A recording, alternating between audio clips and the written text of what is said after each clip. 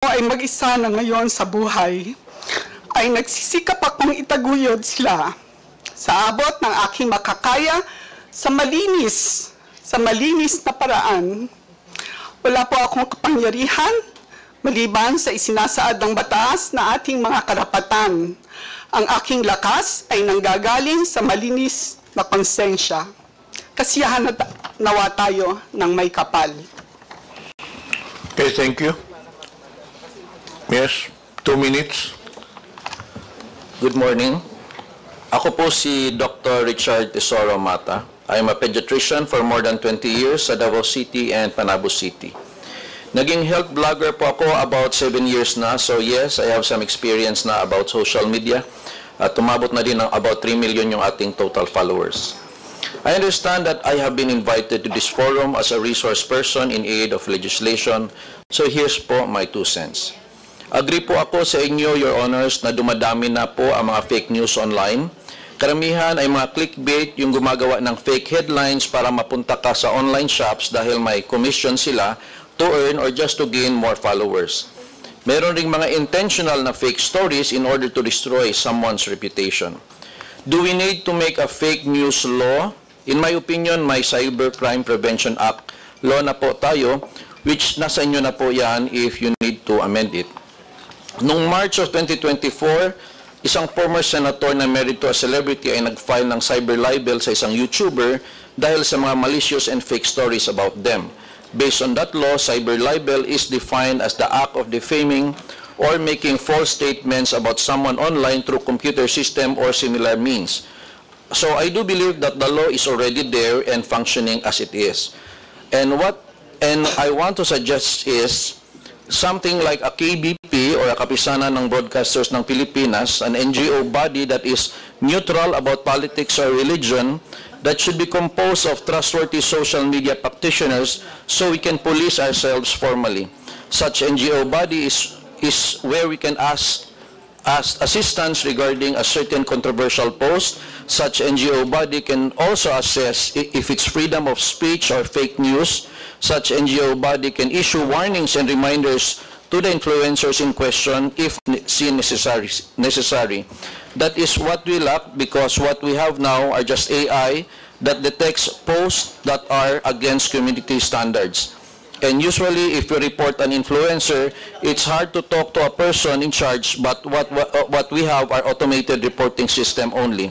I do believe if we can make this kind of neutral body with the guidance of KBP, we can lessen the fake news, solving the issues without much hassle of filing cases in the court. But of course, for extreme cases, a person can still use the cybercrime law, which is already available. Thank you very much, Your Honor. Thank you. Are there anybody else who would like to make statement from the social media personalities? Chair. Yes. Are you a blogger also? Yes po. Okay. Make it short, please. Okay. Thank you, Mr. Chair. I'm Mark Gamboa po, political vlogger.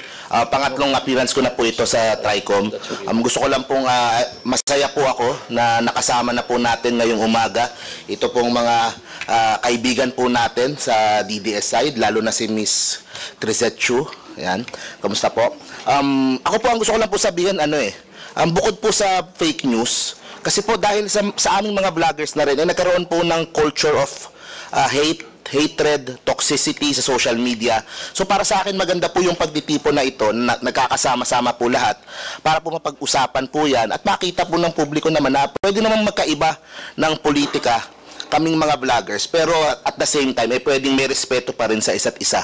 And also, kasi po nasanay na po ang mga kababayan po natin sa kultura na porket online, kung ano-ano po yung sasabihin doon po sa mga personalidad o sa mga tao, mga masasakit na salita. Ang maganda nga po dito, nandito po tayo ngayon, nandito yung mga vloggers from different political camps. Kung meron silang gustong sabihin sa mga, for example, kay General Torre dito, pwede po nilang sabihin harapan po. Hindi po yung sa social media lang, at pwede po nilang face-to-face po sabihin. Kasi po minsan po, ang nangyayari po dahil social media, sa pagka-toxic po, doon na po, kumaga mas tumatapang po yung mga kababayan po natin na hindi naman kayang sabihin face-to-face. So, yun lang naman po. Thank you po, Mr. Chair. Okay, we'll now proceed with the social media platforms. We have here the representative from TikTok, Ms. Pichi Paderna. You Good morning, Mr. Chair. You now have the floor. Mr. Chair, we actually have a video that we'd like to share with the Honorable Committee. We'd like to request the committee secretary to play the video, please.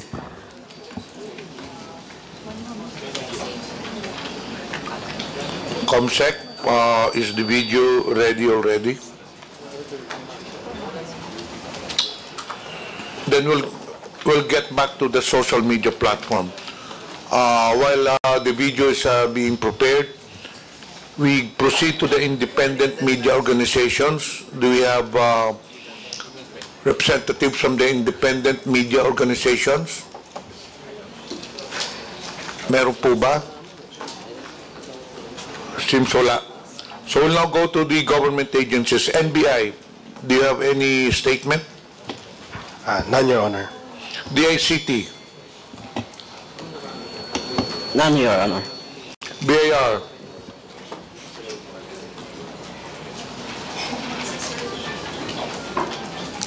AMLA, PNP, General Torre, the flavor of the month of TikTok. None, Your Honor, sir. To the COMELEC, None, Your Honor. Thank you po. and of course to the PCO. Do you have any statement? Sir, I would like to make a statement. First of all, thank you for inviting the Presidential Communications Office in this very big fight against fake news. The Presidential Communications Office is pleased to speak at the Joint Committee hearing the Committee on Public Order and Safety, Information and Communications Technology and Public Information. The issue of fake news, illegal gambling, deep fakes, pornography, hate speech is the biggest fight right now of our generation. It destroys the very fabric of our society, and we have to protect our children not only of fake news, but all these bad things that we see in this technology platform that we have. But more on the vloggers, we should concentrate a regulation on the platforms. The platforms like Meta, TikTok, YouTube are foreign platforms. They do not have a base here. When you complain for these posts that we can take down, it takes a long time. So we have to focus on the platforms, first of all, to self-regulate them. If you want self-regulation, or maybe come up with an operational system between the PCO, DOJ, and the DICT to identify these fake posts, to identify fake information. You see, what's happening to us is we are being divided online. It's very polarized. And yet, it's Filipinos and Filipinos fighting each other. It is not good for our country to see our countrymen being divided by hate speech, by pornography, that's very easily accessed by our generation. You know, I was talking to the West Philippine Sea earlier about communicating the West Philippine Sea issue to our countrymen. I said never again that the Philippines will lose any part of our country, just like what happened in Sabah. In the Sabah issue in the 1960s, if you look at it, Sabah was owned by the Royal Sultanate of Sulu for a long time. The Malaysians were paying rent to the Philippines. We tried to get it and claim it as our own. But what did the Malaysians do to us? They pitted Filipinos against Filipinos. They supported a Muslim secessionist movement in the South using religion and race or against each other. Filipino Christians, Filipino Muslims fighting each other. So eventually, because they divided us and eventually conquered part of our territory, we lost Sabah. And imagine if Sabah is like as rich as Mindanao, even probably richer than Mindanao. The Petronas Towers were built because